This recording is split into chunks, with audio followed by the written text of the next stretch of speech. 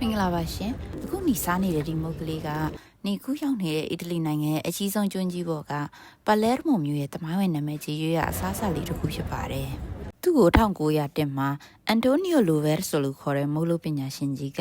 အခုနီးရှင်မှာမြင်နေရတဲ့ပြက်စီရုံကြီးတရားသူတော်မဆီမိုထဲမှာပြတ်သက်ဖြိုပြခဲ့တဲ့ပြက်ဆက်ဆရာကြီးပီယေထရိုမတ်စကာနီရဲ့ Iris လို့ခေါ်တဲ့ပြက်ဆက်ဇလံကိုကွန်ပျူတာစားတဲ့အနေနဲ့တီထွင်ခဲ့တာဖြစ်ပါတယ်ရီကောတာနိုနဲ့ချောကလက်လုံးတည်လေးတွေပါတယ်ကျွတ်ရွနေတဲ့ဒီမုံနှစ်ကျော်လေးကအရသာတင်းတင်းနဲ့နိုးနှစ်လေးနဲ့တို့စားတဲ့အရသာလေးနဲ့ခက်ဆင်ဆင်ဖြစ်ပြီးမြမပြည်ကမိုးလက်ခောက်ကျော်ကိုအရသာတင်းတင်းနဲ့နိုးနှစ်လေးနဲ့တို့စားတဲ့အရသာလေးနဲ့ဆင်ပြီးတမျိုးစားလို့ကောင်းလို့ခီးစားချစ်သူတို့လည်းဘူးတွတ်တူအောင်ဒီဗီဒီယိုလေးကနေမျှဝေပေးသွားတာဖြစ်ပါတယ်ရှင်ခုနစားတဲ့မုတ်လေးနဲ့ဒီနိုးတစ်ခွက်ပေါ့နော်အဲ့ဒါဒီမှာဆိုရင်ယူရို9ယူရိုကျပါတယ်